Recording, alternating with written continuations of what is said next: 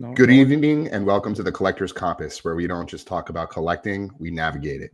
I'm your host, Alex Efron, founder of Collectors MD, and this show is all about cutting through the hype, asking the hard questions, and getting real about what it means to collect with intention. Tonight's guest is someone I deeply respect, not just for his insights into the hobby, but for how he shows up in it. He actually invited me to be on his show, Hobby Hangout, a couple weeks ago, about a month ago, for an honest and wide-ranging conversation. And I'm grateful he's kind enough to return the favor tonight. You may know him as Denny Cards, but tonight we are going beyond the content and into the real conversations that matter. We're talking stories, struggles, accountability, and everything in between. So whether you're here for cards, conversation, or clarity, grab a seat, hit that like button, and let's get into it. Denny, how you doing, man?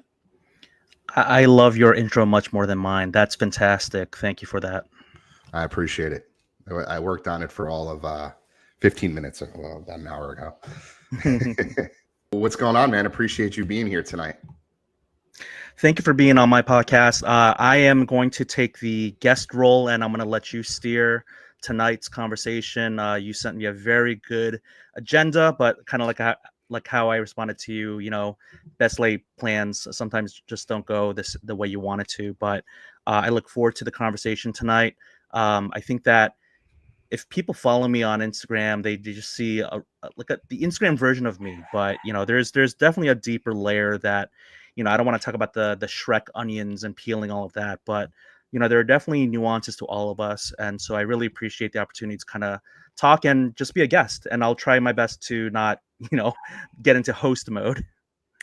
Yeah, man. I mean, that's totally cool if you do. Honestly, I'm still relatively new to this. I've obviously been on a few shows myself as a guest, but this is only my second go around on the hosting side. Really excited about this show that we're calling the Collector's Compass. It is a segment under the Collector's MD umbrella for those listening. So real quick, before we dive in, Denny, for anyone in the audience who might not be as familiar with you or your background, why don't you start off by telling us a little bit about yourself, how you got into collecting, and what made you start speaking up and creating content around the hobby. And real quick, I want to commend you for the mantle hat. That's an awesome hat. Yeah, you got your own community there. I have mine as well. So shout out to Mantle for providing us some wonderful spaces for us to kind of get niche down to more specific, almost like subreddits. So I really appreciate that. It's a very wide open question. I'll try to keep it relatively short just so we can kind of have a more of a conversation. But for the people who are not familiar with me, because they've just entered the hobby more recently, or they didn't get to know me early on when I talked more about it. I grew up collecting my whole life. I'm a 90s kid, not an 80s kid so much, maybe, because when Jordan came onto the scene, at least for basketball, it was right around the time when Shaq's rookie year was at least for me. I didn't collect 86 Fleers. Okay, let me just say it that way. I didn't collect 80s cards. I collected early 90s and late 90s basketball cards. I knew about football, I knew about baseball, and I kind of liked it a little bit, but my main lane is 90s basketball. And so I did stop when I went to college, and everyone talks about kind of taking that break, and I think that's very important, especially for today's kids, where I think a lot of them feel like they're going to collect through college. Believe me, if you have a roommate, you don't want to keep anything of value in your room. But the thing is, I came back, after I had some disposable income as a young adult, with my first adult paychecks, and then I stopped again when I started a young family. And I know there are some people who are going through young family development and time now, and they're staying in the hobby. And again, you can stay in the hobby while you're in college. You can stay in the hobby while having a young family. I'm definitely not one to tell people what they should or should not do, but I just know for me, those are some really important integral times when I did take a time away from the hobby. But I'm back. I've been back since, I guess, 2022, and I've been making content for about a couple of years. And I'll just kind of briefly say the reason I went from faceless content to in front of camera, behind the camera versus in front of the camera, was just there just wasn't a lot of Asian representation with content creators, and I feel so fortunate to be one of many more now, I guess, in 2025 than there were when I started in 2022 with content. And I didn't come from sneakers or fitness or finance. A lot of other people came from different content spaces into the hobby, but I've been learning on the fly. Like every day I learn something new, and I love it, man. This is like this hobby it definitely has become more than just a hobby. Awesome, man. You actually already answered a few of the questions that I had as part of our first segment. So at what point did it start to shift into something bigger for you? Like, whether that was hustle, content, pressure, or even something unhealthy. You mentioned getting back into the hobby in 2022. Obviously, the last 5 years or so, more so the last 3 years, really, with Fanatics coming into the fold and all of these other major things happening in our world. When did it really start to shift into something that you felt like you could pursue, as much as you are? Yeah, so I do want to preface by saying I'm not into the hobby full time. I definitely have a day job that I don't talk about because it's just not pertinent to the hobby. But I know that outside of the hobby, I'm a very pleasant, good, kind person. It's just sometimes social media and the hobby can drive me nuts and bring me to my wits end. That said, when it comes to the hobby, when I thought I could do more of it, I mean, quite simply, I think that I didn't realize, like, I didn't go to shows when I was a kid. I didn't go to card shows in the 90s. I didn't go to card shows in the mid to early 2000s and all that. There's just so much more of it now. Social media definitely connects us more for good and bad. And the barrier to entry is just so low. I remember setting up for my first card show as a vendor, and I should not have set up because I did not have really nice cards. I didn't know what I was doing, but I just wanted to do it just because it seemed fun. Yeah, Podcasting, I had no clue how to do it. I just Googled it. I just talked to some folks who helped me along the way, and I just did it myself. Selling on eBay, all you need is, just sign up and you can just buy on eBay, or you can also sell. So the barrier to entry across the board, including breaking, which I know we're going to talk about, is incredibly low. Like people analogize breaking or streaming on whatnot as like, being approved to drive on Uber, right? Anyone right. can do it, so long as you're not a criminal. That said, there are some people who are doing on whatnot where they might have to have a second background check. So Seriously. for me, I still remember that first card I sold. I mean, I won't go into the whole story here, but it was kind of like, whoa, like, I'm not a huge flipper. I don't love flipping, but Hmm. flipping culture is like everywhere. All the content you see on with these bigger content creators, it's I just made this, I just made that, and it just makes it seem so easy, but it's not. It's not always. Right. Yeah. No, I hear that. You talk a little bit about collecting. Uh, do you have a card that you own that stands out, not necessarily because it's valuable, but because it means something personal to you? I know you put that in agenda. I don't want to like leave this spot to go get the card or anything like that. I have some. There are definitely some cards that I just don't even show on that I haven't even made available either for sale or just to show off. I like, I show my collecting journey, but there are definitely some things I just kind of like to enjoy privately. But the card that I always go back to because it really is just such a seminal moment, or was the first time I ever hit, definitely not a case hit. It was a box hit. It was Scoring Kings Jordan. It was just absolutely beautiful. 93, 94 Fleer Ultra Series 2, just absolutely stunning. And I remember pulling that card as a kid in my LCS. Back then we didn't open up boxes and cases. We opened up packs, and I got that in a pack, and I just literally, it felt like the lightning was shooting through my own body. I still remember, I Yeah. still get goosebumps thinking about that first big hit. At that time, Beckett said it was like the low column said 50, the high column said 100. And I won't go into the deeper story with that, but there's definitely a story in there about friendships and lost friendships and all that. But Right. it's definitely a card that sticks out in my mind a lot. Yeah, man. I think a lot of us have stories like that. I could think of two very specific moments in time in my life where I experienced that sort of kind of supernatural rush. I mean, as a child, you can't even call it Yeah, dopamine because is like it's the different. brain of a child even developed enough to be able to experience like that sort of that sort of So feeling. adrenaline, yeah, something. It's something. You're totally right about Yeah, that, by the way. yeah. Yeah. But as a kid, I grew up in the '90s as well, and Pokemon was obviously very popular. And I had a friend that we basically had a shared collection of sorts. Like I had my Mhm. cards, he had his, but we would bring them together, we would swap, and we would do that whole thing. And I remember, vividly saving up my, I guess, allowance money, whatever it was. I was probably 8, 9 years old at the time, maybe even a little younger.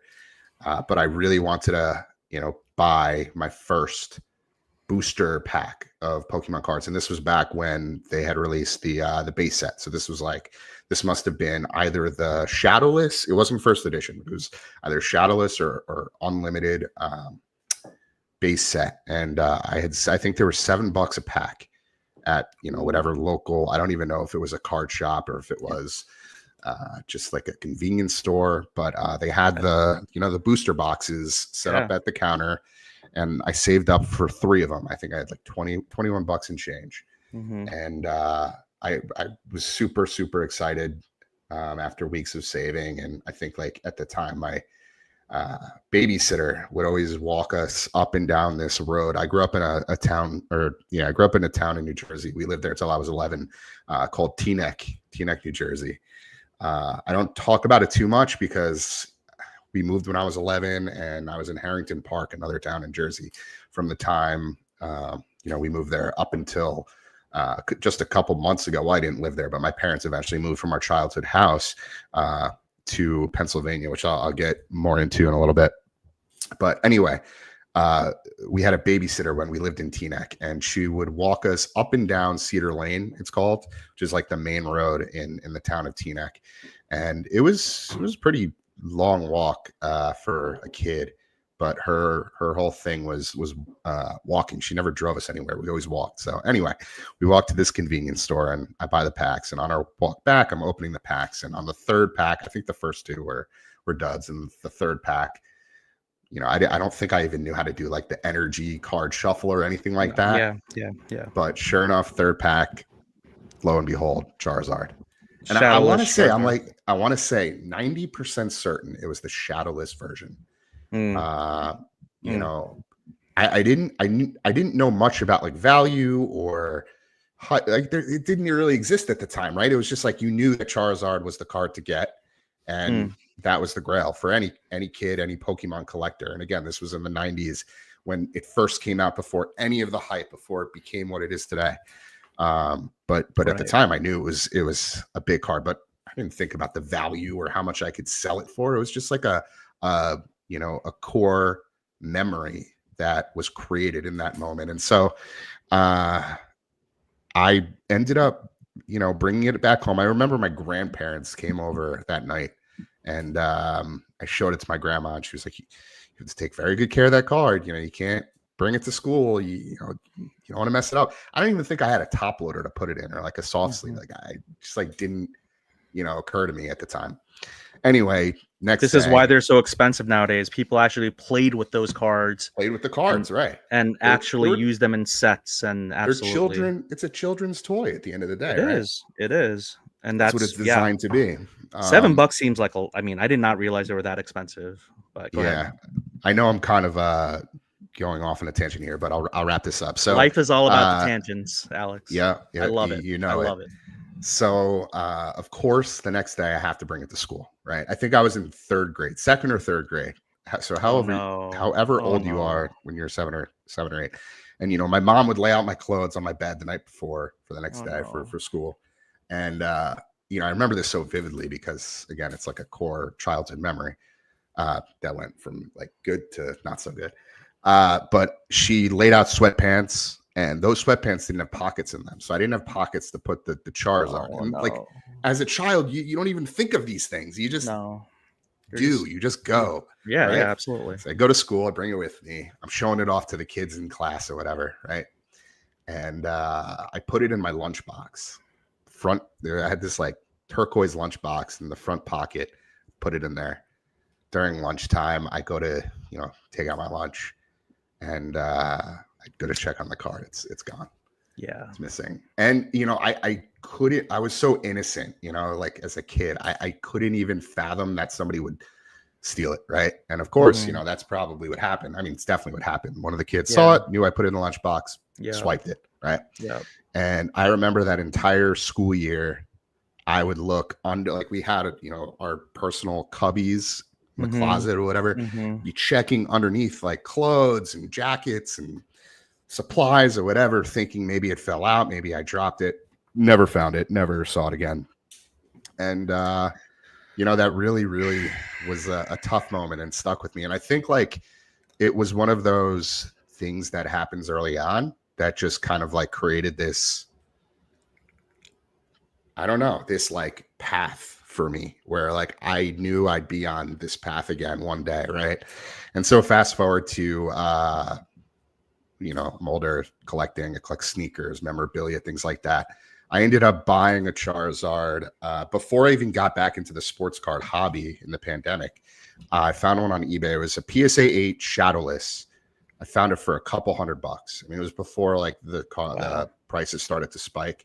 So it must have been in like 2018, something like that, 2019. Yeah. Bought it back. Well, obviously wasn't the Shadowless or, the card I hit. And we could talk about that in a little bit too, how the cards you actually hit yourself are a lot more meaningful and sentimental than singles that you might buy on eBay. But, I ended up buying it, and I ended up flipping it, of course, down the road a couple years later once everything spiked. Logan Paul made Pokemon super mainstream with his viral videos and such, amongst other influencers. But I eventually sold it. But it was just this whole like sort of full circle moment that really, just made me feel a certain type of way about collecting, about the hobby. So from an early age, I experienced the highs and lows, quite vividly. Some of which we see every single day, this sort of stuff going on where people are getting, robbed at their local card shops or at card shows or wherever. I mean, it's kind of like the darkest part of the hobby that we know and love, but happens all the time, unfortunately. So, I kind of experienced that, learned a really tough lesson very early on in my collecting career, if you will. And then I had mentioned there was one other moment where I experienced that rush again. And this card, I will say, I still have in my collection. And it's not worth very much, but it is a Ja Morant green mosaic that I hit out of the very first blaster box that I ripped for myself, probably around like April or May of 2020, right around the time that I was reintroduced to the hobby. I ordered a few blasters from, I think it was Fanatics actually, or maybe it was like Amazon or Walmart, but I ended up hitting the true rookie Ja Morant green mosaic retail green. At the time, it was a big card, probably worth at least $300, right? That was back when like Zion and Ja were like all the craze, and they were, worth a lot more than they are now for various reasons. But ended up grading it, got a PSA 10, probably worth $40 today, if that.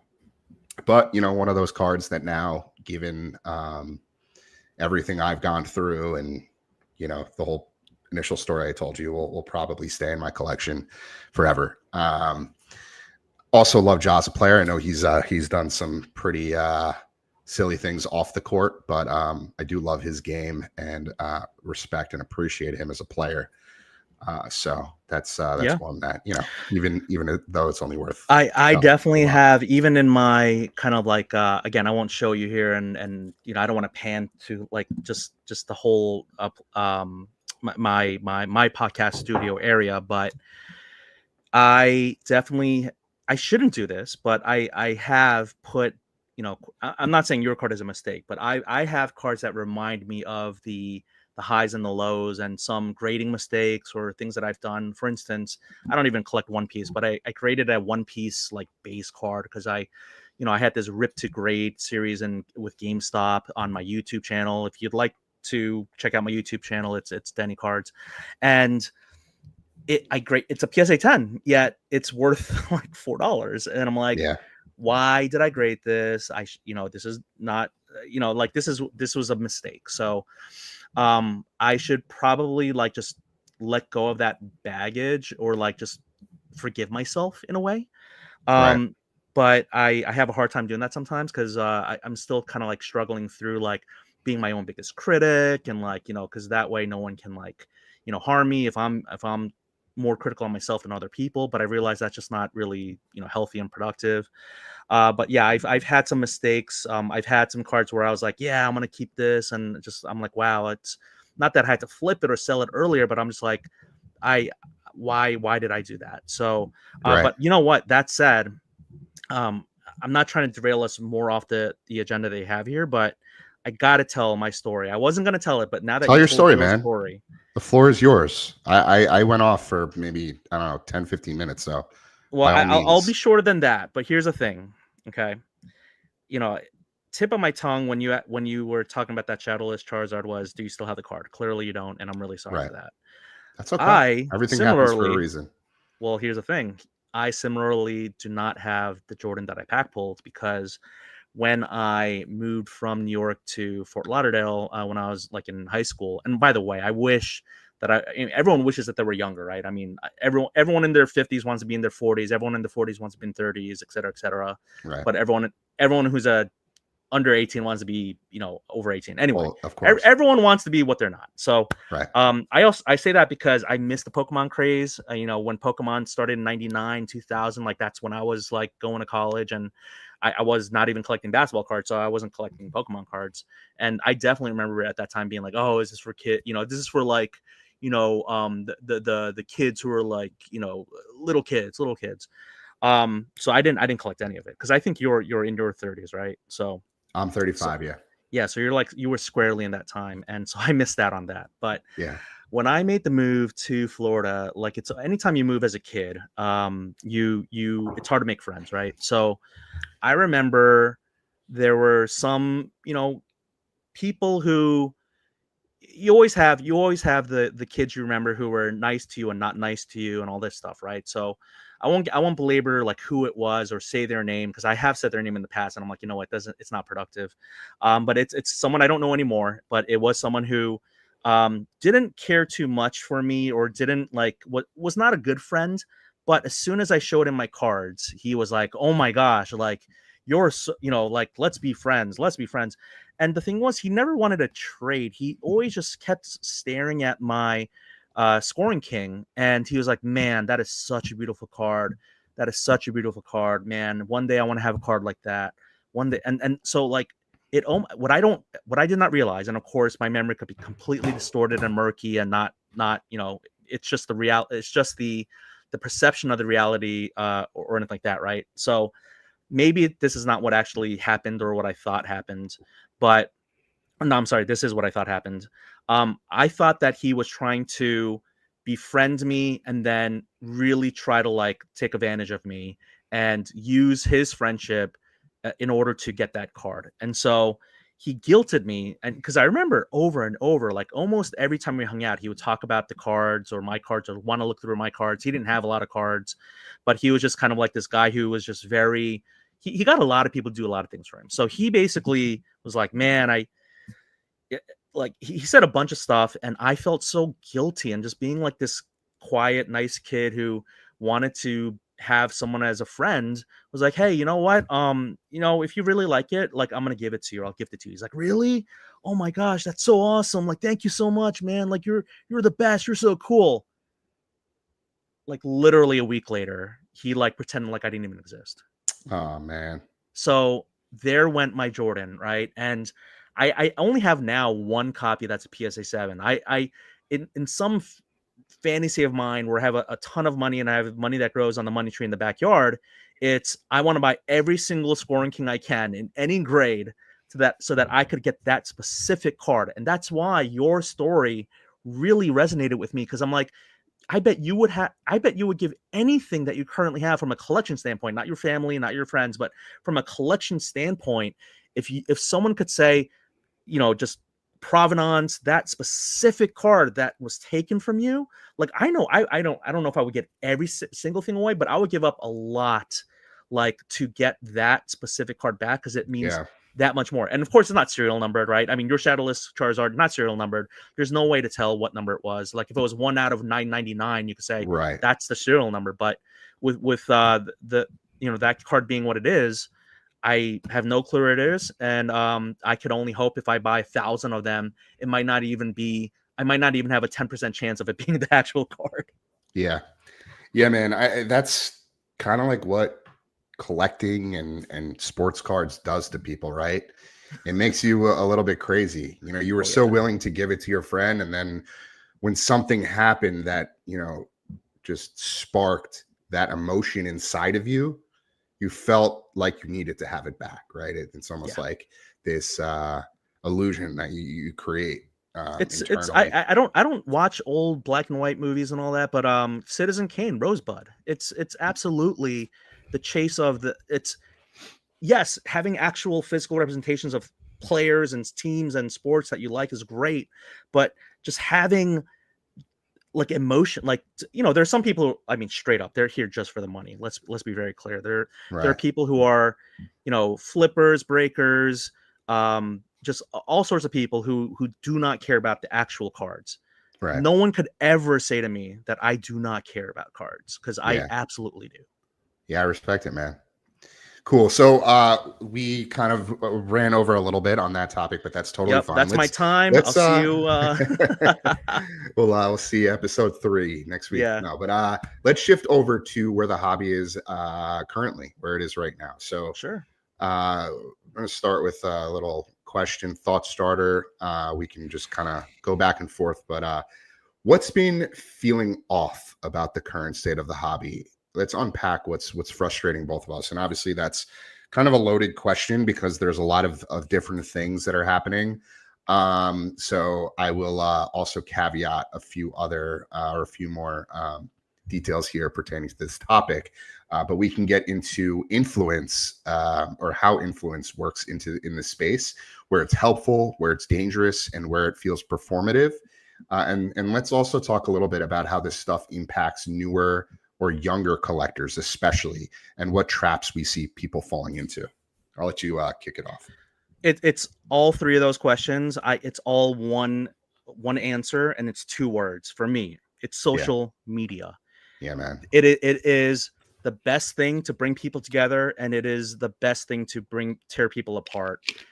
People get polarized. We see it in all other aspects outside of the hobby. I won't name all of the things, but you all get it. I mean, social media has a wonderful place. Like, back in the mid 2000s, there were just sports card forum, SCF was the thing that I had. It wasn't even blowout forum. It was like sports card forum. Yeah. And you would open up packs and you would write a blog post about what you got and maybe do a picture of like from your Canon Elf camera. It was like so traditional, old school, like not even, you might as well have been like writing about your card in like calligraphy, So I know that social media now is what really brings people together. Like you and I could not be doing this if it wasn't for like the internet, social media, all this stuff. Right. But having said that, it's also created this ability for people to get a lot of FOMO, a lot of, so much flex culture, and especially impacting the younger collectors where they feel like they have to level up really quick. Like they just want to skip past all the steps, right? They don't want Donruss. They don't want hoops. They want immaculate. They want flawless. They want national treasures. Like they want to skip all of the, they don't want to open up. They don't want to get a box hit. They want a case hit. Right. So right. I remember as a kid, I wanted a box hit. I didn't want it. There was not even such a thing as a case hit back from what I remember. So 2 words, social media. And so I'll let you speak. Yeah, man. I couldn't agree more. I mean, I think we're both seeing some of the same things. It's so much noise, it's so much pressure, and this sense that it's getting harder to tell what's actually meaningful versus what's being pushed, right? Social media has completely taken over that narrative. It dictates what's hot, what's not, and honestly, like what we're supposed to even like, right? We talked about we talked about like what fueled us as kids, whether that be Pokemon or Michael Jordan. Now it's all about whatever social media tells us. You've got breakers, platforms, influencers, again, all shaping what gets ripped, what's hyped, and what we chase. That Mhm. flex culture that you mentioned and the manufactured FOMO, it's just become so exhausting. I mean, I think a lot of people feel that way. Some people might be too deep in it to really say something or perhaps consciously realize it. But it's the newer and younger collectors that I mentioned before who are the most vulnerable to that, to realizing that Absolutely. they're not they don't even realize that they're being steered or manipulated by the marketers, by the breakers, by the platforms. Yeah, And because you don't know what you don't know. Absolutely. exactly. And I just think this is a topic that just really deserves the spotlight. We really need to unpack it.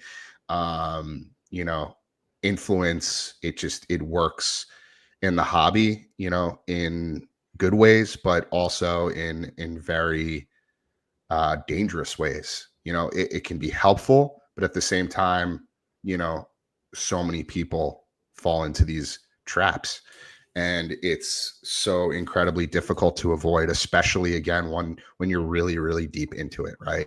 You have all these product releases coming out, and it used to be like once a week, right? Wednesday was like release day for everything.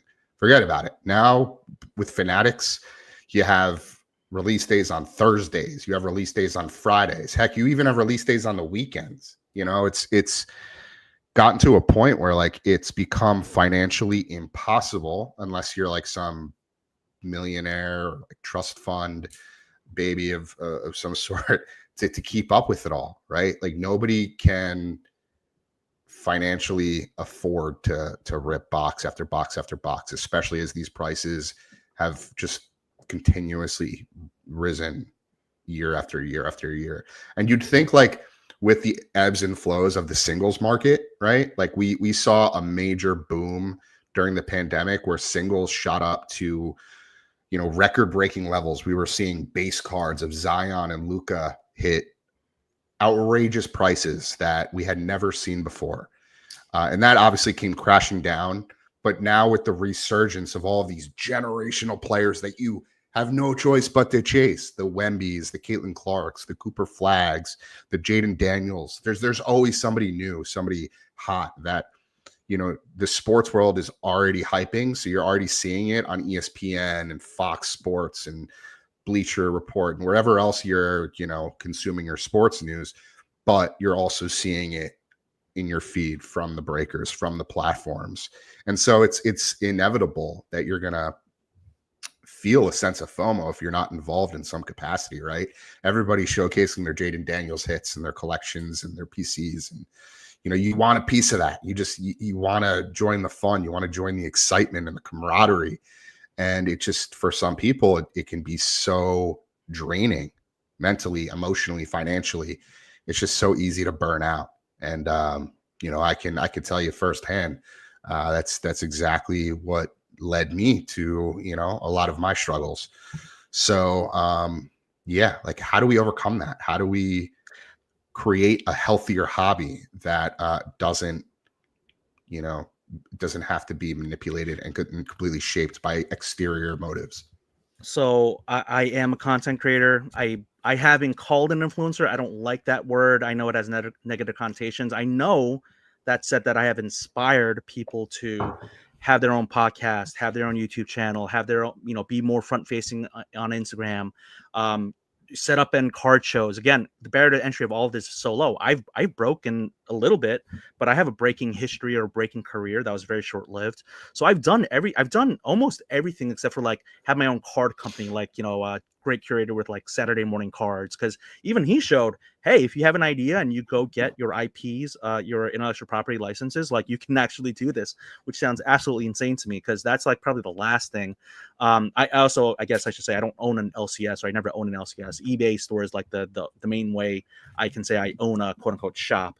But having said that, when it comes to all of this, like I know that it's weird for me as a content creator on Instagram, mostly more than TikTok and YouTube and all this stuff, to say just delete Instagram, but it's good to take breaks. I took Yeah, a 3 to 4 month break in 2024 because it just got overwhelming and it got the best of me. absolutely. There have been times when I've wanted to delete it from my phone this year, and I've also taken breaks where I didn't delete it, where I would just not post, or I would just, I think there's a part of social media that makes people want to share their most impulsive thoughts, but sometimes it's good to just not post something. And as someone who does prolific posting and content sharing, I know that I've learned to figure out, what's a healthy balance or healthy modicum, so that I preserve my sanity.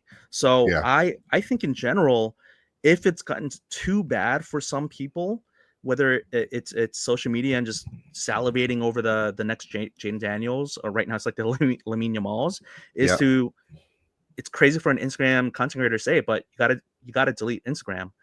If Fanatics Live or whatnot is taking all of your money, all of your disposable income, and dipping into family finances, especially if you have like dependents and a family, you gotta delete it, or you gotta do Collectors MD, like plug you guys, right? I mean, you gotta do yeah, something, because you can't just throw money at something, and the definition of insanity is doing the same thing over and over again, expecting different results, right? So you just can't just keep doing that. And so, but people don't want to hear that. People just want to hear lollipops, sunshine, and rainbows. Everything is that's gambler's fallacy, right? You're right. just one hit away. You're just one bet away from the big one.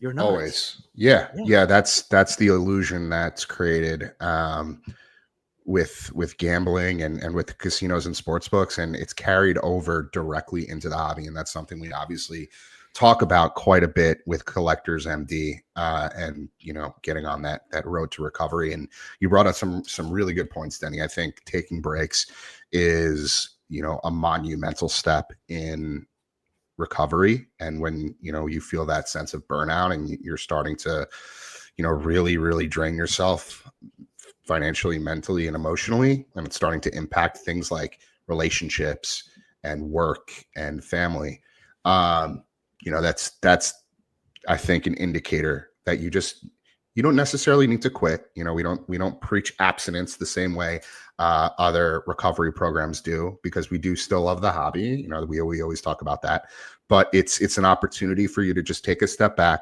self-reflect, and take personal inventory.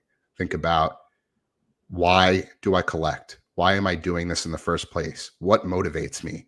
And you just want to make sure that you have your goals and your actions in order, and ultimately you're collecting with intention and not compulsion. That's something that, again, we Intention. preach Absolutely. every day at Collectors MD. So That this that is is so important. That is so a important. perfect Intentional. Can intentional. I can I Yeah, can I say one more thing? Is yeah, of course. I mean, I'm wearing the hat. We both have communities there.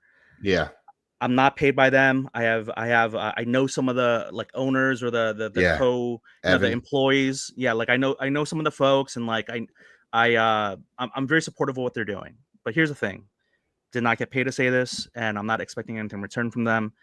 Mantle is a community where it is for collectors, where people get to share their hits or share what they're doing, but it's not hype train. It's not, oh, look at like get into this break. There's no like advertising. There's no like marketing machine within Mantle, and I don't know if that'll change, and I don't know how it's going to evolve.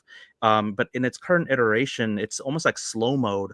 And I will admit, as a content creator, like I don't like getting, say like 5 likes on a post of a really cool card that I'm excited to share, right? I wish there was a bigger community, and I wish I get more dopamine rush from like the clicks and yeses.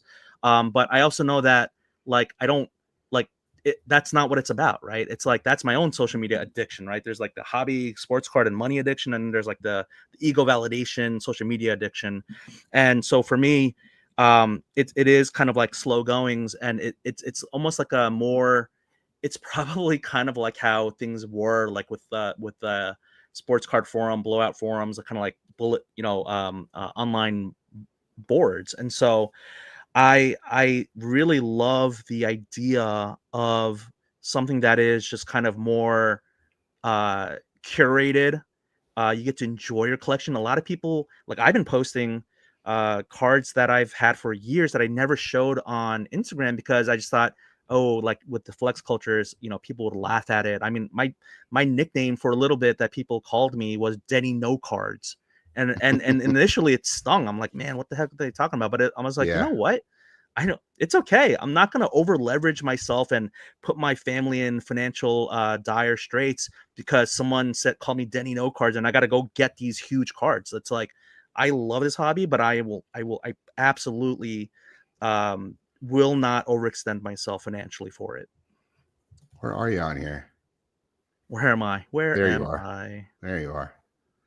Yeah, man, we've both been posting quite a bit on Mansell. I think I agree. I think it's a really great community. It's a really great opportunity for you to curate your content and let it, shine through a collector's lens, through a purist lens, as opposed to, the mainstream platforms like Instagram and TikTok Yeah. and all of these others that have completely consumed us. So I agree.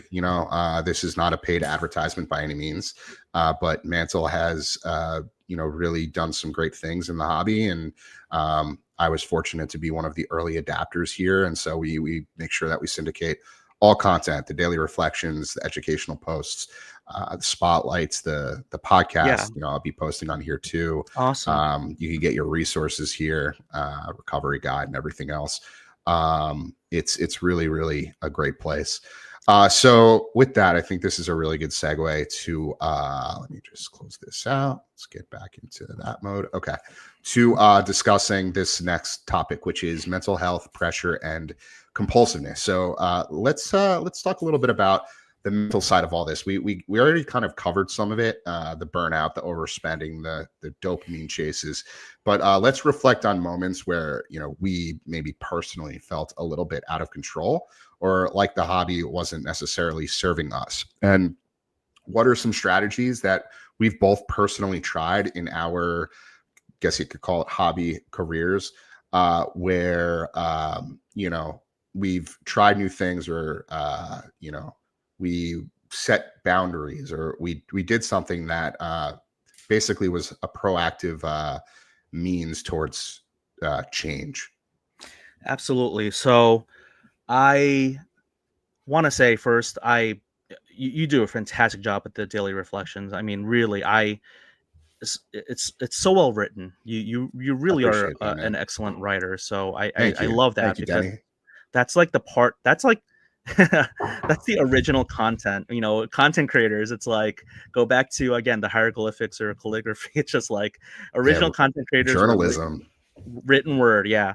So I'm gonna do a little bit of a story time here, which is but before I share my story, I haven't gotten into break in a really long time, but I do rip wax. I do Yeah. not rip a ton of wax. I actually have a lot of sealed wax. I've actually had a lot of sealed wax that I haven't shown people, and I'm just sitting on. One prime example is like Hey, the man, that takes a lot of self-control to sit on sealed wax. yeah, it is. You can't put that anywhere near me. Yeah, It'll yeah. forget about it. I have Um, self-control. I should post about this soon, but because I think she's coming back from injury. But when Caitlin Clark had her it was like a Bowman Now campaign or something where you bought like this box for $850, Yeah. and I was looking recently online because I was thinking about, well, do I rip it? Do I sell it sealed? And it's like over $2,000. I'm like, whoa, that's awesome! Like that's a come up. I didn't realize I didn't realize it was a $2,000, but yeah, like I'm still sitting on that and some other things that I just have where I'm just like, I don't know. I'm kind of weird that way. Like I like to collect. I like to hoard. I don't know. I love the idea of the potential of something in there. So I don't break. I don't get into breaks. I don't I'm not a breaker, which is funny because breaking, I guess, back in the old days before it became a capitalistic machine of, making margin and making more money off per team or per player. The player breaks and color breaks are absolutely insane. I think that's like the worst thing in the world in breaking, but the Yeah. breakers love it because they can just fractionalize even further. But that's besides the point. The breaks in the late 2000s, early 2010s, when it was before Instagram and it was like Facebook or some of those forums. I mean, go ahead and talk to I don't know if you would ever have the other Alex, the one who spells it Alex, Army ATC. He Yeah. I remember watching some of his videos on YouTube where he's in the full military gear and he's ripping open insane boxes because 30 people wanted one team each or two teams each, and he didn't make money off of it. And people trusted him. It wasn't live stream. It was like literally recorded, and he would like ship people at their cards, and people would pay for shipping and their car and their teams like split evenly. I mean, imagine a utopia, like, right? Like where breaking is actually like nonprofit, where you literally the breaker doesn't make any money off of it, and they're just making I've the thought product about that. cheaper. Oh, I Yeah. actually did it. I actually did it in late December as a thank you to my followers on YouTube. That's We awesome, man. opened up, we did a case break of of 23-24 Phoenix basketball blasters. We got nothing. I mean, the case hit was like a $5 card, but there wasn't downtowns and all this stuff. It was just I just teams were like $20, like literally for a full case of blasters. And I remember thinking to myself, I've never opened up a case of anything in my whole life. I just want to do this and get the experience.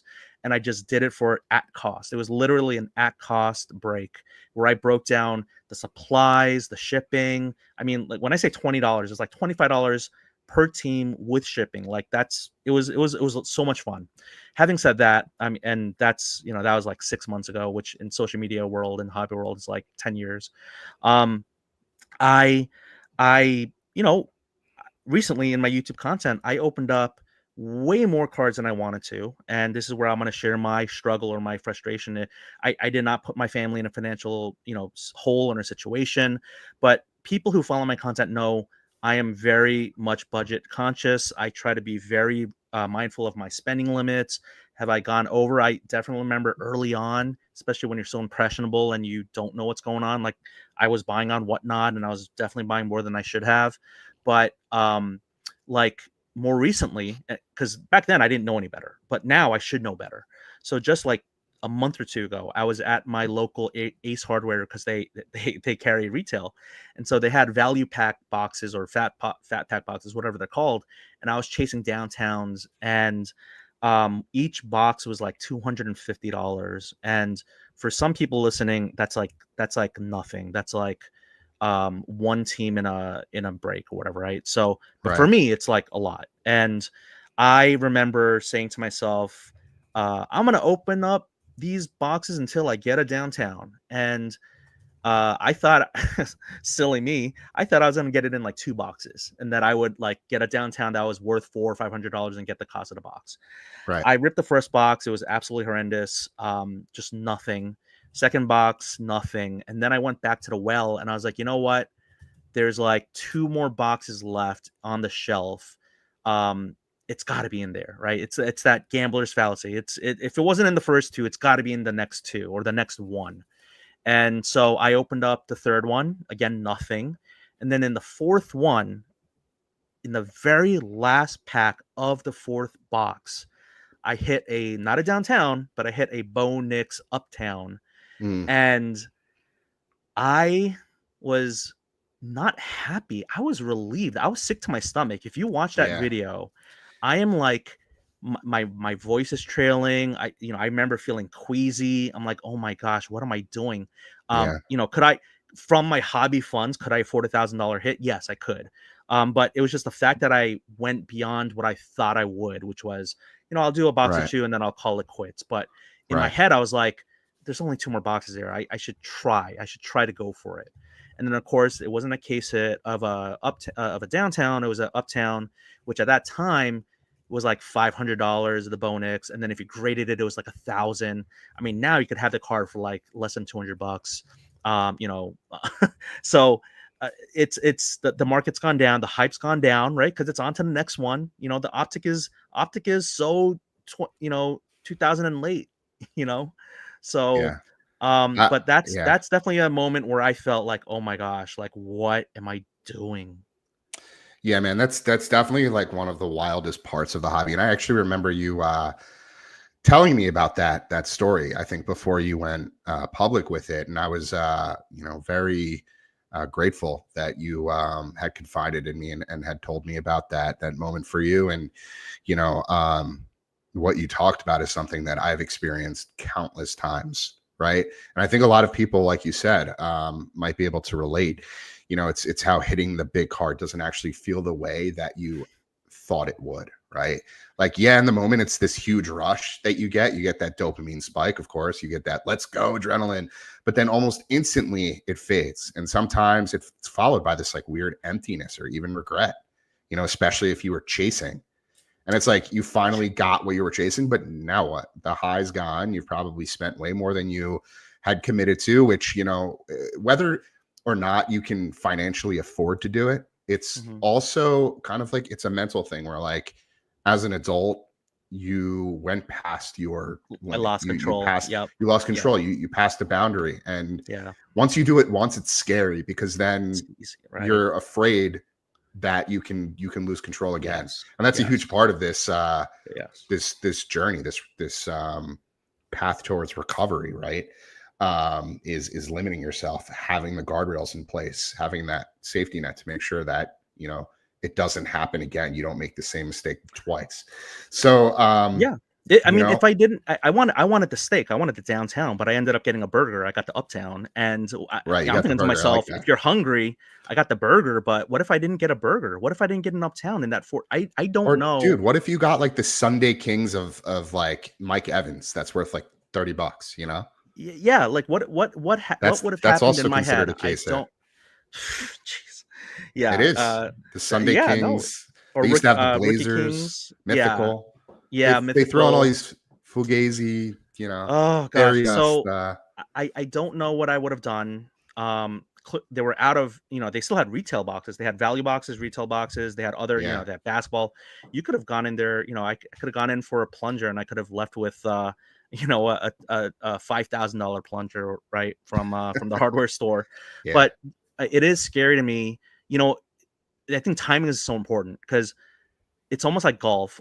There's this scene in Tin Cup where Kevin Costner is like, give me another ball, give me another ball," and he keeps trying to hit that, right, that chip shot or whatever it was. But if he hit it in the first one, he would have been like, "Yeah, I'm the man, I'm awesome." But with each one, he was losing his, humility, or he was gaining humility, I guess, but he was losing his like confidence, right, and he was losing right, his self. And I just think to myself, like in my little story, let's say I quote unquote picked the correct box because I could have my choice. If I picked the correct box in that first box, I hit the Bo Nix Uptown, yeah, I would have been like, dopamine hit, awesome. I'm so yeah, smart. I know how to pick. I'm a good lucky. My hot hands. Which I hate the hot hands thing, but that's breakers. yeah, But it's like, oh my gosh, like I'm so good at this, and I would not have had a sense of relief. I would have just been like, oh, like this is great. This is so easy. It's so much fun. But I right, think it was like so good for me to get to that fourth box. Not that I wanted to, but it was good for me to have that humility or feel that sickness, almost like smoking too many cigarettes when you're young, to like feel like I don't want to smoke any more cigarettes. But right, like it's like this thing where I don't want to do that again, right? Like the totally. next time I go to my hardware store or whatever, like I just don't want to make that content again. Maybe I did a little bit for content, right? For that ego part. Oh, I Yeah, want to hit you that. just justify it that way. A lot of Justify it. people, Yeah. yeah. Yeah. So You hit the nail on the head. I mean, it's such a brutal cycle. And then of course, the emotional crash just hits hard even when you win. And me personally, I've had those moments where I hit a monster, but still feel sick after. Like there are times where I'm chasing, and I literally say to myself, "Please stop the bleeding. Like mm, hit that card already. Like please," because it's like the box finishes, and then you got to go and buy another. yeah. And the sickest, and this is insidious. The sickest I would feel is when I didn't get the hit that I was looking for. I didn't get the hit to put in my personal collection or to justify all of the money I had just spent. And either I ran out of funds, like I couldn't pay for any more boxes, or the breaker I was ripping with, or the store I was buying from ran out of product. And Right. I hit like a dead end, a roadblock, and it was like, that's it, you're done for the day.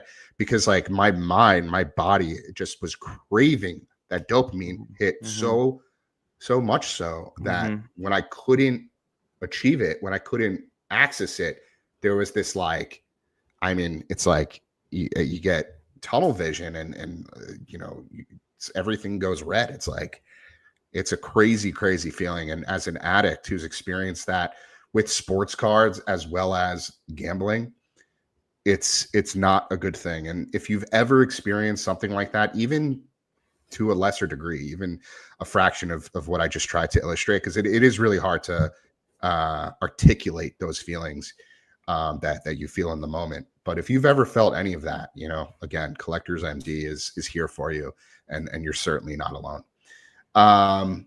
So with that, let's pivot to the next topic, which is accountability and the need for reform. I think this is a good segue. So let's talk a little bit about what accountability means in this space, and why it's so hard to have those conversations with people without people getting defensive. Breaking culture. I mean, that's a huge one. What needs to change? What would actual regulation or reform look like to us? We've talked about that quite a bit on here, or just in general in the first 2.5 months or so of Collectors MD coming into this space. Another thing that kind of falls into this is the idea of licensing odds disclosures, and why collectors themselves need to be a part of the push. And I'm not saying that we all need to get together and like sign a petition and send it to Michael Rubin and get them to, you know, change their platform and the systems and all this. That's not going to happen. We got to be realistic about this. But what are ways that we can overcome some of these struggles and challenges that we're facing and coping with ourselves, without perhaps, you know, requiring for these platforms or for the hobby as a whole to make any drastic change? Like, let's get creative.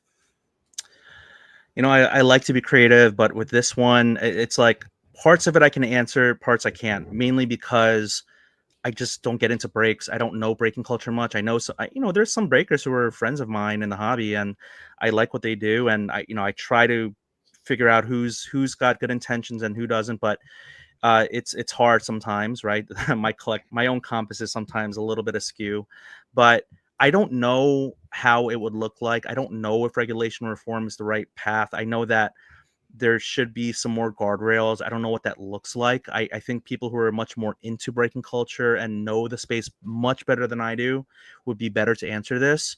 But the part that I do want to speak on a little bit more is that last one about odds disclosure and collectors being part of the push. And again, much like Mantle wearing the hat, I've done some things with, say, like I know some people in Tops Fanatics. I'm not purporting to be close with them. They never paid me. I'm not an affiliate, not sponsor, anything like that. I have nothing involved with their corporate doings. I just like to play in the space and have fun and be involved in things, right? And just have cool experiences. That said, what I'm about to say is going to sound very like, fanboy, or I'm defending them, and I'm not. But I will say that Fanatics, when it comes to odds disclosure, which is what Tops does, so by extension Fanatics, but odds and auditing, which just realized that's odd and auditing is like kind of similar. That's more than what Panini's done. Okay, and this is not me hating on Panini and being a Fanatics fanboy, but auditing by a third party, and I know for some people it's not enough, or it's not real, or they're still covering things up, or it's like, like aren't they biased too? I can't speak to the underpinnings of all of that. I can't, but I know that auditing is a step towards the right direction, and that I would rather have auditing than no auditing. Yeah, I would rather have odds than no odds, because I know Panini.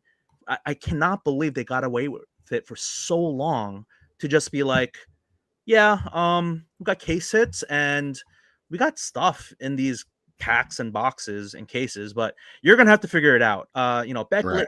Beckett, go make a checklist for us. We'll tell you what the parallels are, or what the serial numbers are, but we can reprint whatever, like when you have no odds and no concrete checklist, you can print anything forever. It doesn't matter, because you will print Totally. until the printing machines run dry and run out of ink.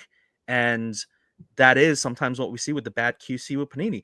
Does Topps and Fanatics have bad QC? Absolutely. Again, I'm not trying to say that they are the best thing since sliced bread, but I know that with the money and the marketing machine, I don't, the whole marketing machine is a whole separate thing, and I won't even get into that. But I know with the investments there that Fanatics is trying to make, at least, and they're actually listening to collectors, and they're actually like doing things that make us feel somewhat heard, like Mike Mahan going on I forget what the two gentlemen that they have a podcast, and he was talking about the Topps black parallel and all this stuff, and he's having an actual conversation.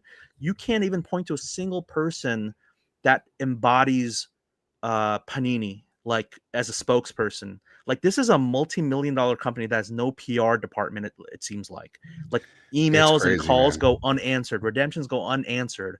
For At least years. Topps and Fanatics are trying to have, we're going to redeem redemptions, or we're going to get rid of redemptions, or we're going to Right. do this, we're going to do that. They have plans. That's like an adult. That's like, that's how big boys operate in a big boy industry. Sure. Not just hey, we printed stuff. Do you want it? Open them up and see what you get, Johnny. Yeah. Like, no, that's not good enough. 100%. And honestly, we talk a lot about reform and how this industry needs to change.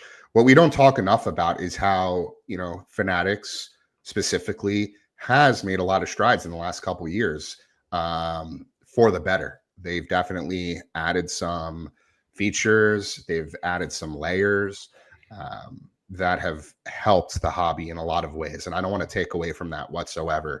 But I think, one of the biggest challenges with the whole concept of reform, and we created this whole industry reform proposal initiative that we published on Collectors MD, and we've shared on social media, and we're trying to get the attention of these higher powers. But at the end of the day, we can't just wait around for them to do something, right? We have to regulate ourselves. And if they were going to regulate the platforms, they would have already done that. There is no governing body overlooking. There's nobody telling them that they have to do it. There's nobody saying that you have to create extra guardrails or guidelines or cool off periods or deposit limits. Why should they do that? Why should they, risk losing money, risk having to pay employees and focus on new projects and fund department initiatives and things like that if they don't have to, right? So their incentive is ultimately to keep us ripping, not to slow us down. That's their job. So I think maybe the answer isn't necessarily just hoping the platforms are going to change, but like I said before, I use the word creative, getting creative with how we protect ourselves. So like if there are no built-in self-exclusion or deposit limits, what if we can bring a third-party tool into the mix?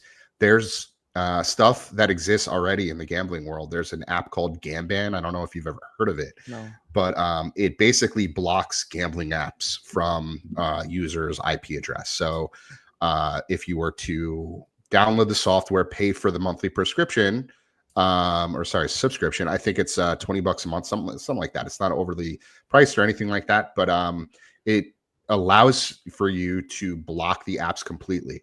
And not only does that prevent you from accessing the apps and potentially losing money by taking, part in an activity that, could be detrimental to you, but it also gives you peace of mind. It eliminates the possibility where you could go down that path. And a lot of people deal with it all day long, where they're fighting with themselves. You have that devil on your shoulder where it's like, you got to place that bet.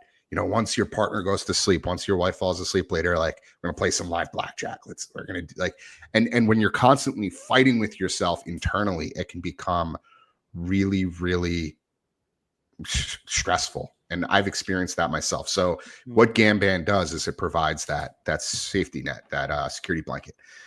So why can't we start adapting those for breaking platforms? Why can't we reach out to them and say, hey, there are these apps like Whatnot and Fanatics and Loop, even eBay or any other app for that matter. I mean, why not even introduce like social media apps like Instagram or Facebook or TikTok? Yeah, you can break your phone with social Brick media your stuff, phone. and Yeah. you can break. I mean, here's the thing: they're already. I don't know about Android, but in iPhone you can absolutely set app limits. But and I've done it myself, where you go, all right, man, 2 hours. That's the max you can be on Instagram, Denny. I tell myself, and I put the app. I'm like, yeah, man, I'm, New Year's Day, January 1st, and I'm a new me, and it's like, you get the notification. Hey, you got 15 minutes left. All right. Yeah. It's only 2 p.m. Okay. You got 5 minutes left. Okay. All right. You got 1 minute left, and then it goes, time's up. And guess what? All you got to do is just go ignore or Yeah. mute notification. Yeah. When you So have something where it's $20 and it's an actual thing that blocks your IP, that's a more serious. That right. is like actually having a real guardrail. But who, like, a lot of people just want to live in denial. Yeah. 100%. Um, yeah, there are two things that I want to say in response to that. One is it's obviously easier said than done, especially for people who have tendencies where they might not be as resistant to some of these capabilities or restrictions. And then on the other hand, addiction is a real thing. Addicts will be addicts, and unfortunately, there's a side to this where addicts can find a way around it, whether that be using, and I don't even want to throw out ideas, but you can kind of use your imagination using somebody else's phone, and that's the only one I'll mention. But at the end of the day, what I want to sort of put a bow on this with is, we can't force the industry to grow up overnight, right? We're not going to make we're not going to be able to move mountains anytime soon with Collectors MD. But what we can do is start building support systems outside of it. Again, I want to preface, it's not about killing the hobby. It's about making it sustainable so that people don't get crushed by it the way so many people already have. Absolutely. I mean, here's the thing. I love my fellow collectors. I love the passion. I mean, you can never say that, true collectors don't have just that deep burning passion in them for the cards and for just, maybe life, and, they just like collecting and all that. But like, I just don't know, collecting inherently is like a very selfish thing, because you're collecting for yourself. You don't share a binder with a buddy, right? It's like your PC is your PC. It's in your home. It's in your vault. It's in your whatever.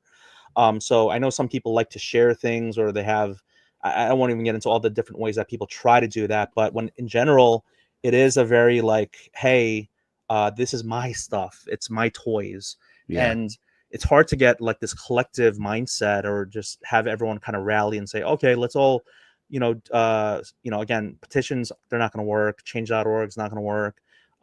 Public, whatever, just all this stuff. That said, much as I love collectors, I know there are some people, especially online, especially in social media, you could never do anything to make them happy. They're just a core small group of people who, nothing, no matter how you could literally be like, okay, you be the CEO of Fanatics, and then they'll do things and they'll be like, oh, it still sucks. Well, you're in control. Do what you want to do. They will Yeah. never be happy. They will not know true happiness because of just the way they are. And I feel bad for Right. that. That said, you also can't make everyone happy, right? And so Right. I won't belabor the point, but I just feel like, there are things happening, and I would love for things to continue happening at a quicker pace too.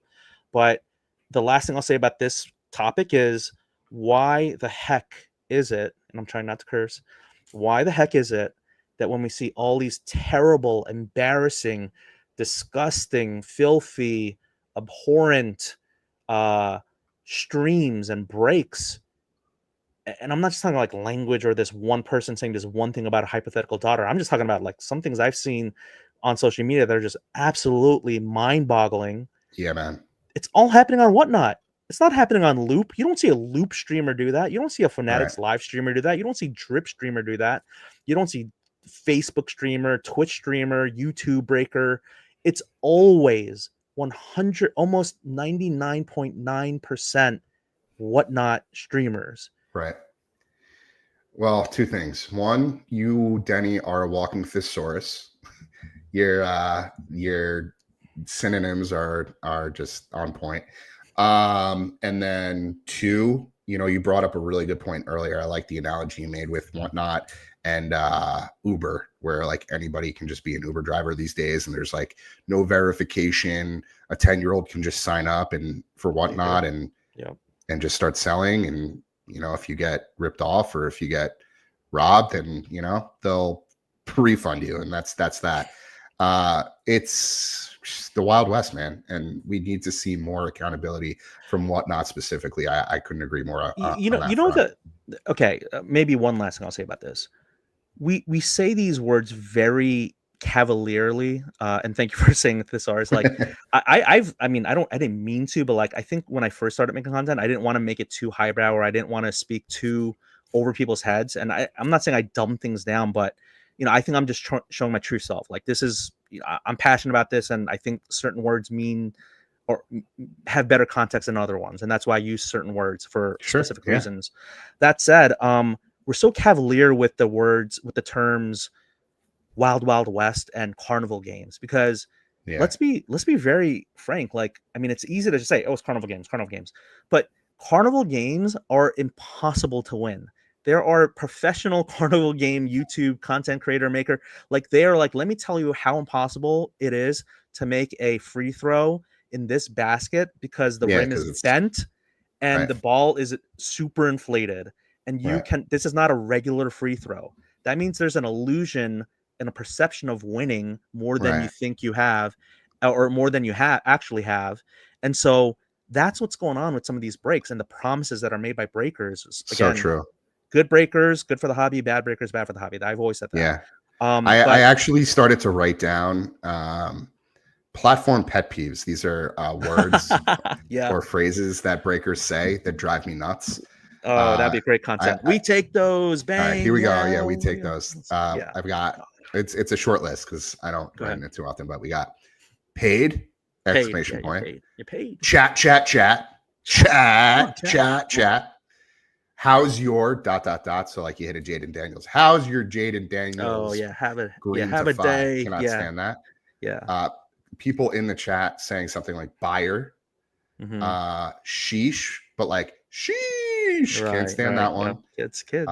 After winning an auction, nice take. Even if the person overpaid by 50, I was gonna say like 200%, nice take. Yeah. And then lastly, what a steal. It's like, bro, just spent $4,000 on the Browns, and homie saying, what a steal. I mean, it's like, it's insane. God. It's all an illusion, to your point. Like, you go to the carnival and you're like, oh, I got to get my girl that, oversized teddy bear.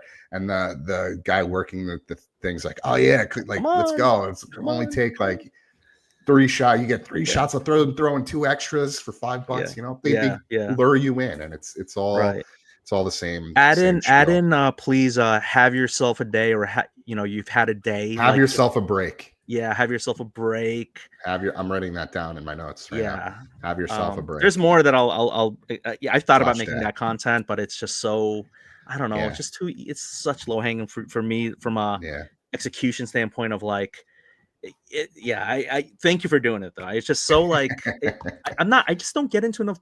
They all copy each other. I've deleted. I don't get into Whatnot. I don't do like nothing against the other streaming platforms, but I have no current interest in any. Once licensed basketball comes, now I make a total different story. But right now, I'm happy to say, like, I mean, Alex, I'm being very upfront with you. I have not bought a single, whether it's wax, pack, box, single card slab of any of this year's Topps Chrome, Topps Finest. Like Good for you, man. no basketball. Stay away. It's been. I'm like, you know what? Even Panini basketball, I'm like, but like, it's okay. But I Right. know it's so funny. These Fanatics Live, and I specifically say Fanatics Live because they're part of the Fanatics machine, right? Like Whatnot isn't, but their streamers will be like, hey man, it's unlicensed, but it's all okay. It's cheaper. It's cool. It's great. I will tell you literally a year from now, when I know they're going to get in like a few months, but a year from now, they're going to be like, unlicensed is trash. It's terrible. But of course, Right. they're saying what works right now. And Right. I You can't guess, get autos anywhere else. You can't get Jaden's auto yeah, anywhere else. yeah. I mean, it's like, it's so exhausting, man. Oh my And you know what? God. At the end of the day, like, not to single anybody out or call out like a breaker. Oh, Obviously, here we everybody go. always calls that Yeah. backyard. But like at the end of the day, all these other breakers, they're just backyard stands. That's all they are. They just all copy each other. Oh, Burn. All right, let's switch burn. topics here. We I've were got doing two. so good. I First know we were doing hour and so 15 good. minutes. It's all First right. hour and 15 minutes. We're No, I good. We're love good. We're this. I still on love pace. this. We're All right, still on let's pace. go. I've got two more topics for us. Yes. The Yes. first one is being online in the hobby. Sure. So let's peel back the curtain a little bit. Mhm. What's it like to put ourselves out there in a space that's passionate but often divided? And how do we handle? And this is something I know that you have dealt with quite a bit: backlash, criticism, being misunderstood, and what we've ultimately learned from those experiences, what we've taken Mhm. away, Mhm. and the tension of evolving in public while still trying to stay true to ourselves and true to the mission. Yeah, I mean, I'm not the best person for this because I'm still learning, and I will tell you, do everything the opposite of what I've been doing. That's the best thing to do.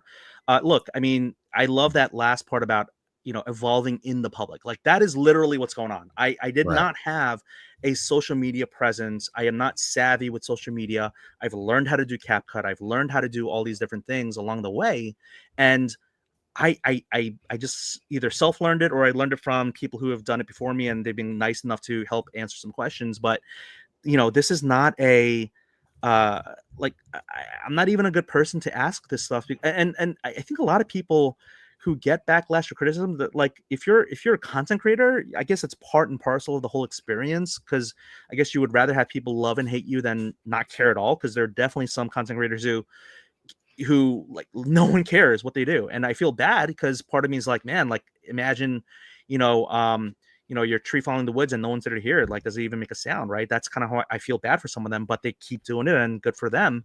But when it comes to this actual, like, how do you handle it? Like, you know it, it's the same way you would handle anything in life. I've been trying to get better with it's so funny, like in my personal life I do feel like I handle things much better than I do in the hobby, but it's that social media aspect where it's the nameless, faceless accounts, the burner accounts. Like I know that there are very well-known people in the hobby space who feel like they want to just dig at someone and they have burner accounts because they feel like they could never say it from their real actual public account, because then they would be rightfully tarred and feathered, because they're supposed to be a stalwart in the hobby, or they're supposed to be this beacon in the hobby. But there are definitely people who let their intrusive thoughts win through burner accounts, and it's just so sad. I'm being very honest with you, Alex, and I'm happy to say it on the record. I have no burner accounts, no troll accounts. Like, and that's sometimes what gets me in trouble is sometimes I do let my intrusive thoughts come into comments or into my because I like to clap back at trolls, and I'm probably shouldn't do that. Like that's what I'm telling people: do as I say, not as I do. But like I'll make content that calls out certain things or certain people where I feel like there's like some sort of injustice or I feel wrong personally and my ego is attacked. That all said, like social media, it's like, again, you used that word earlier, fugazi. It's not real. It doesn't matter. Right. What matters are like the people who love you and support you and respect you, and who are actually in your life. And so being online in the hobby, like, this is a great topic, but it's like it's man, taking breaks is good. It really is. 100%. Yeah, this is a topic I really wanted to talk about, because for me, like being online, especially when you're trying to lead something like Collectors MD, it's complicated, right? This is a passionate space, but it's also so divided. There's a lot of love here, but there's also, we've talked about this offline, there's a lot of ego, there's a lot of noise, and a lot of quick judgments. And for me in the beginning, I'll be honest, I was really hesitant to even go live or show my face. Mm-hmm. You know, I didn't want to be the guy talking about recovery and responsibility Mm-hmm. while also still carrying debt in, you know, from the hobby myself. Mm-hmm. I was afraid of being judged. I was Mm-hmm. afraid of how people would perceive me. I was afraid someone, you know, might say, you're not clean enough, you're not polished enough, or you're not far along enough to be doing this or to be at the forefront of this. And that fear, truthfully, almost kept me silent. There was actually an individual who I spoke with early on. This was back in March when I launched Collectors MD, who was like, dude, you just got to pick up a mic and start talking. And I gave him a shout out a few times. That individual is Mr. Minty, who is one of, Oh, his name is yay. Steve. Yeah, he's one of the Yeah. nicest guys in the hobby. Yes. And he's been Yes. so supportive and has provided some really incredible, you know, constructive feedback, and has really helped me shape a lot of what I've been doing at Collectors MD. But over time, you know, I realized that aside from the advice I received from Steve, that, you know, it was exactly the reason I had to speak up, because I'm not trying to position myself as some flawless authority. I'm still in the thick of it Mm-hmm. myself. Mm-hmm. I'm still figuring it out. And I think that's what makes Collectors MD feel real and authentic to people. It's Real. not Yeah. curated, it's not corporate, and it's definitely not perfect. It's raw and it's human. I And love it. so, one thing I want to address here is imposter syndrome. That's Yeah. something I learned about when I was working at a company called Morning Brew. The CEO, Alex Lieberman, had a personal podcast where he talked a lot about imposter syndrome and how it can creep in. And there are days where I wonder, I'm like, why me? Who am I to lead this? But every time someone reaches out to me and says, man, I thought I was the only one, it's a reminder that this isn't about being the expert. It's about being honest, being vulnerable. It's about creating a space where people can evolve out loud without shame. And yeah, that's messy and uncomfortable at times, but it's also where the healing starts. And at the end of the day, I'd rather be misunderstood for trying to, you know, build something real than just stay silent in fear, because, you know, this mission really matters. And I know that because of all of the validation and support that I've received from people in the hobby, like you, Denny. Yeah. And it's bigger than me. It's bigger than my own insecurities, and it's so incredibly important. And I feel very strongly that this is just the beginning for Collectors MD. And you know, whether I continue to be the leader of the message or we do it collectively as a community, which is ultimately my goal, I know that Collectors MD is going to be a mainstay in the hobby for you know, many years to come. I love it. I love it. So with that, we can pivot to our last topic, which is where do we go from here? So let's dream a bit. If we could shape the hobby in the next 5 years, and it doesn't necessarily have to be reform or guardrails or, you know, elimination of the bad actors. Like we talk about that enough. But what do we want to see? Like, what gives us hope, especially when we're feeling burnt out or discouraged?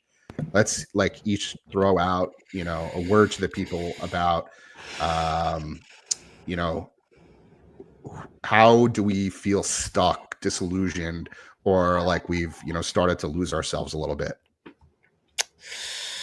Yeah, this is really tough because it requires someone to, one, be creative and long-term planning and have some goals or wishes in mind. And I feel like I live so I fly by the seat of my pants, whether it's at a card show or online, or like when it comes to hobby, I just kind of like, I know I have to be more proactive. And then as a content creator, I am proactive. I have to make content, but I also don't like the reactive nature of a lot of uh, it's hard for me to answer this because I don't have a good answer. I don't if you could say, "Hey, Denny, if you were the CEO of Fanatics Fest, what would you do to fix this hobby?" I wouldn't have an answer. I wouldn't know. Like, I don't have a long term vision. I remember early on in my content creation journey, before even I was facelit, before I even had front facing, front, whatever. Before I was in front of the camera, people would be like, "What's your goal with all of this?" And I was like, I don't have a goal. I don't have, what do you mean goal? Like, I'm just having fun. And then, people, because I'm supposedly more organic or authentic than other content creators, they the companies came after me like, oh, we want to do this with you, we want to collaborate with you, we want to give you money for this, or we want to give you an affiliate code for that. And it's like, it was really flattering. My ego was like stroked. I was like, wow, this is really cool, like these people like me. And then along the way I kind of like lost my way, where I don't have a good answer as to like what would we want to see. Again, even with the whole regulation and reform, like breaking, someone else is gonna have to deal with that, not me, because I don't know.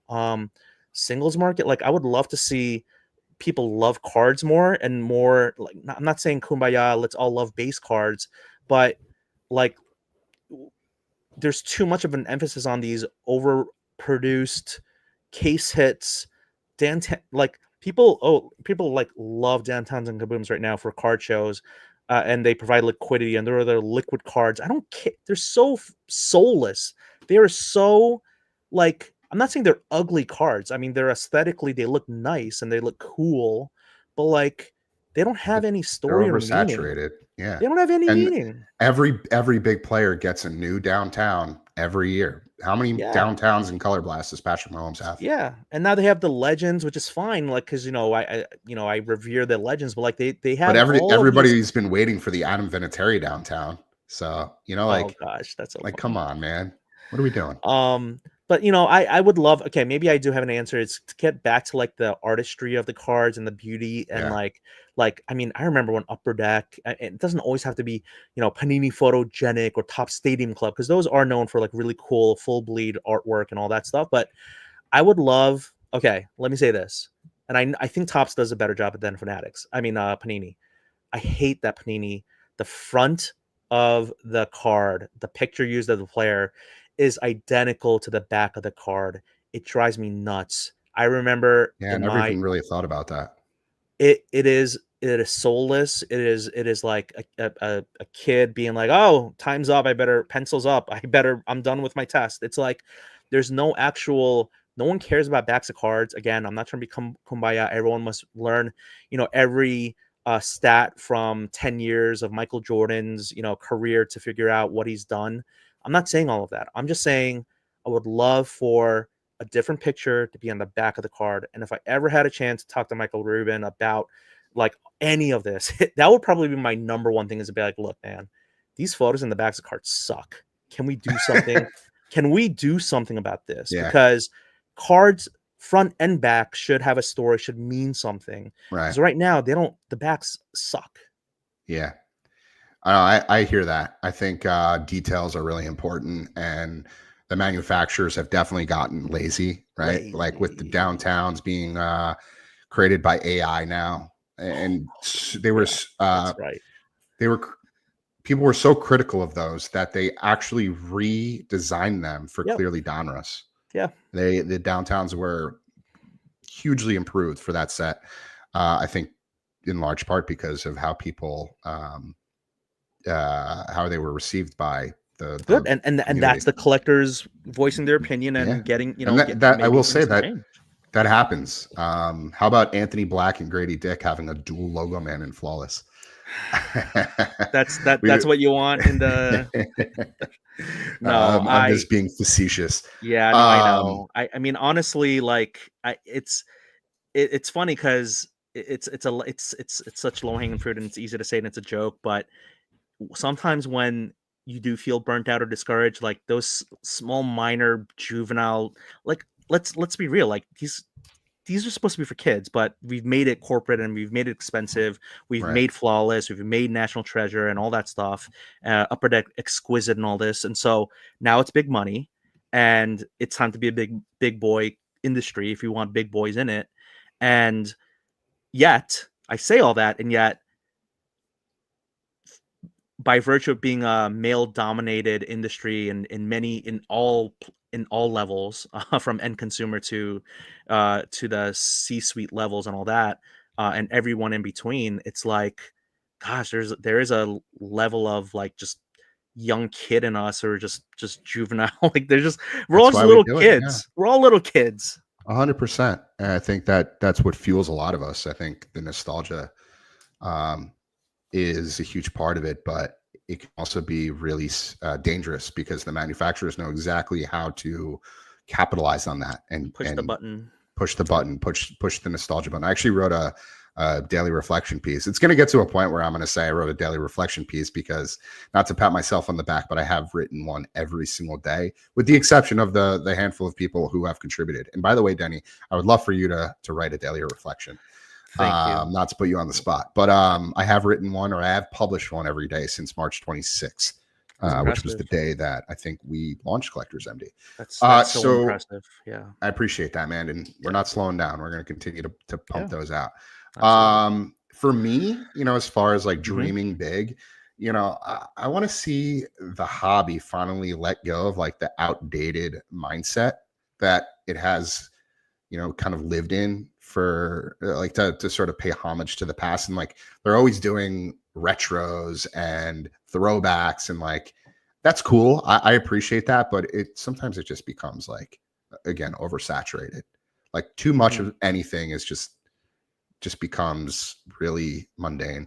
And so like, one thing is like, why not embrace the tools of the future? Like, why not embrace technology like AI or like augmented reality, immersive storytelling, immersive experiences? Like, I will say, like, some of the stuff that they're doing with Fanatics Live, or sorry, Fanatics Fest, while it maybe some of it can be perceived as a little bit I don't know, corny,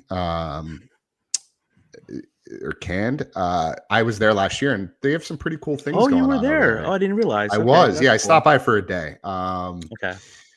But it's like, not to do all this, not to boost prices, but to like deepen the connection with the community, with individuals. Imagine being able to, like, I don't know, scan a card and like instantly hearing the player's story, or like seeing the highlight reels. And like, they started to do that with NFTs, like Top Shot, and like the Panini still does the whole NFT thing, right? What do they call that again? The blockchain.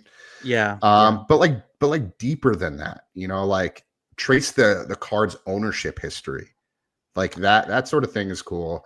Imagine like collecting experience that feels alive, interactive, personal, limitless. Like for me, I'll bring up an example. A couple years ago, I hit the Tyrese Halliburton Nebula 1/1, his true rookie out of Mosaic. It wasn't the Prism, so it wasn't that big of a card, but it was the product hit out of Mosaic Choice. I hit that card with I think I mentioned to you, Sarah B. Jordan from Blaze. Actually, no, that was a different story. But I did hit that card with Blaze, and I was really stoked about it at the time. I think it was his first year of becoming an all-star, leading the league in assists, really started to come into his own, right? I eventually received an offer from a collector, I guess a high-end collector, maybe it was a Halliburton collector, that I couldn't pass up. Ended up selling it for a significant amount. Of course, I turned around and spent that money on wax, but I did sell it for a good amount. And since these playoffs, I have seen that card traded or sold 4 times. Mind you, I sold it raw and it was graded a PSA 10. But each time it's like whatever, like it's not that big of a deal at this point. Like obviously Halliburton's having a generational playoff run and it's really cool what he's doing in the finals. But I've now seen that card pass hands from collector to collector, and ultimately it's probably reseller to reseller trying to make a buck on it 4 times in the last couple months alone. Yeah. And if there was a way to, like, I don't know, interact with those individuals who touch the card or, own the card at one point, some sort of interactive feature where you can still engage with the card that you once owned without being like overly invasive. I don't know. I think that would be pretty cool. Obviously that's very high level and I'm just spitballing. There's obviously a lot of nuances there that, you probably have to account for, but I don't know. I think that would be cool. But beyond the tech, I really want to see a culture shift. I want to see a hobby that's built on curiosity, creativity, and care, where we celebrate, the eccentric collectors, the collectors that are out there, or just collecting, cool inserts that are very common and don't sell for much, but, it's part of their storytelling. Like, Maya, who Bullseye Breaks, who I featured as as part of Collector Spotlight. I think she's a really great example of that. Artists, you mentioned art. Maybe like people who create their own cards, or who, I don't know, just add patches to cards. Like I know Pete, that's kind of frowned upon in some I know, circles, yeah, but absolutely. I do think that some people put out pretty cool product. Doesn't even have to be cards. It could be like, stand-up displays, what they're doing with their custom break stands, or slab. Now I'm like giving everybody a shout out. But what's the name of this company? Slab Factory. These things, like, it's cool that you can get your own custom label and it looks like a graded card, and you could stack them with your slabs. Like, people are doing cool stuff in the hobby and making Yeah. like them into their own mom and pop shop type businesses, like, whether it be brick and mortar or online. Like, people are doing really cool things out there, and it's very commendable. You got to respect the hustle. But like, I just want to see a culture where like being a collector means something again, not just in the financial sense, but in the emotional sense. Because Yeah. cards really are, they're a time capsule. They scratch an itch that pretty much nothing else can. Their art, Yeah. their memory, and they deserve to be treated as such. And that's why I still push for, being part of the hobby. Like, it's okay Right. to still be immersed in the space. It doesn't mean you have to spend, the entire mortgage on next week's select release. Like, it's more than that. So, well, All one right. last thing I'll say here is what gives me hope is how many people are quietly pushing for this sort of change already. People are innovating. I mentioned some of these companies. There are, tools that are coming out. People are creating communities like we talked about with Mantle, and reimagining what collecting can look like and doing it with heart. That's what keeps me going when I'm feeling drained, discouraged, or burnt out.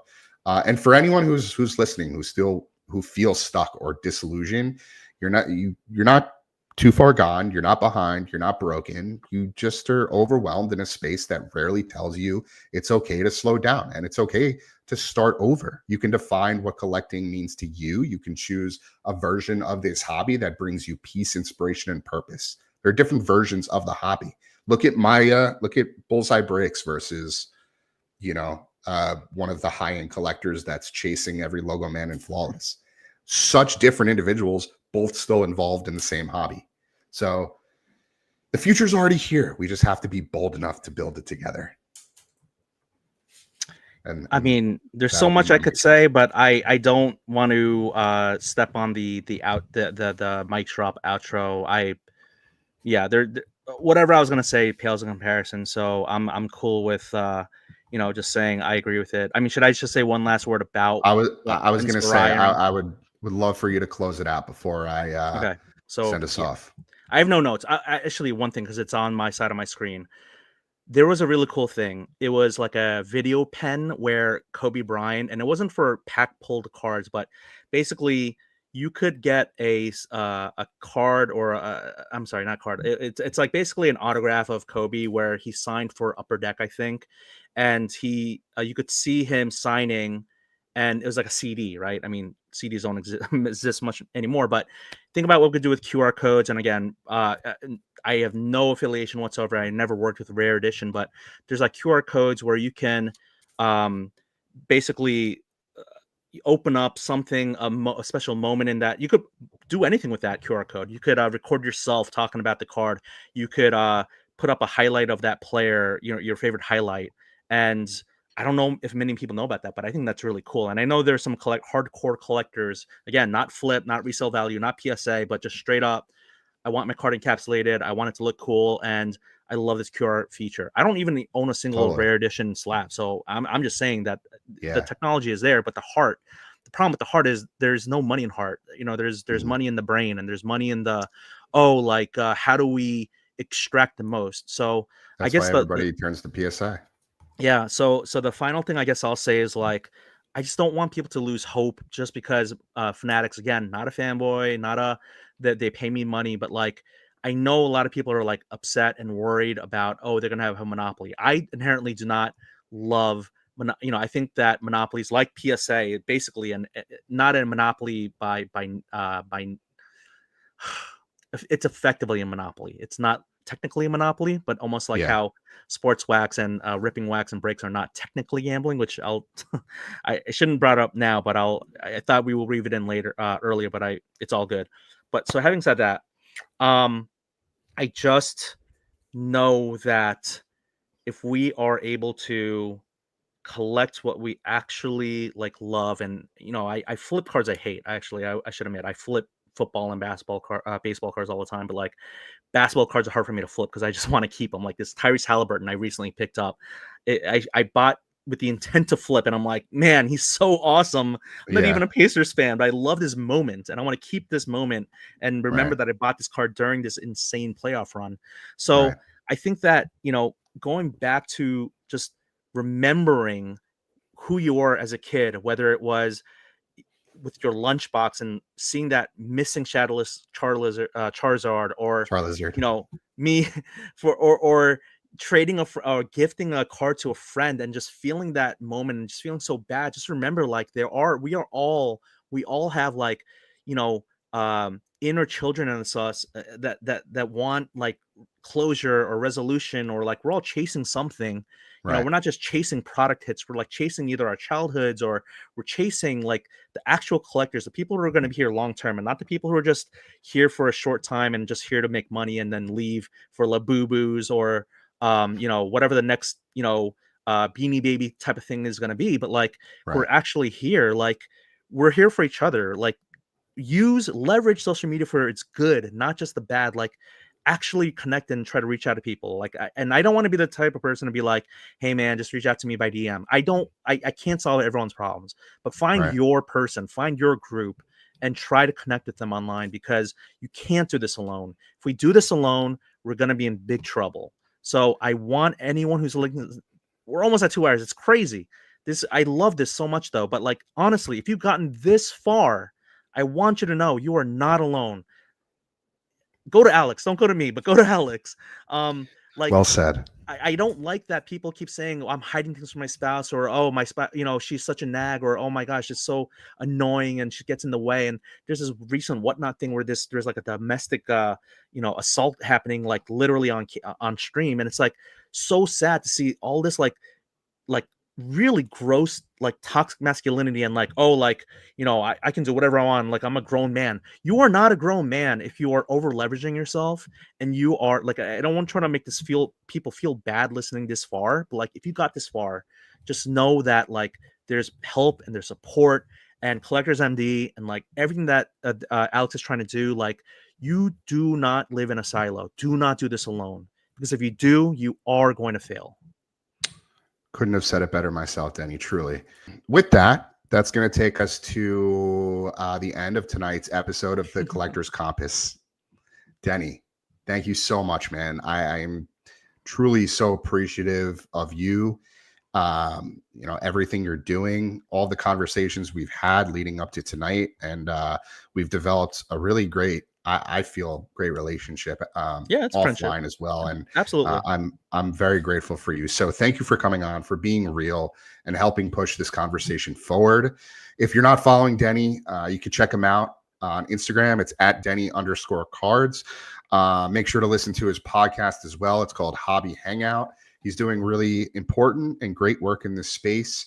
And for anyone who's new here, this show is part of Collectors MD. Collectors MD is a movement focused on supporting healthier collecting and bringing more transparency to the hobby. You can follow us on Instagram, Facebook, TikTok, X, YouTube, Reddit, and Mantle, pretty much anywhere where you consume content. Most of those handles, it's at Collectors MD. You could check out our resources, our daily reflections, which we mentioned, and more at collectorsmd.com. Thank you to everyone who's tuned in live, who's gotten this far, or who caught the live on replay. And don't forget to like, subscribe, and drop a comment if something hit home. Never thought I'd say that, but yeah, here I am today. You have to. You just have to. You just got to get over it. The more you do it, the more easier it becomes. But yep. you have to be your biggest cheerleader, because no one else is going to do it for you. But this is a lot of appreciate fun. that, I mean, should we press record and actually record it now? Oh my God. I love doing that to new podcasters. Yeah. I love right. That's like my favorite thing to do. No, this is a lot of fun. Thank you so much. I Alex. appreciate you, Denny. We'll be back soon with episode 3 of the Collector's Compass. Until then, collect with intention, not compulsion. Appreciate you.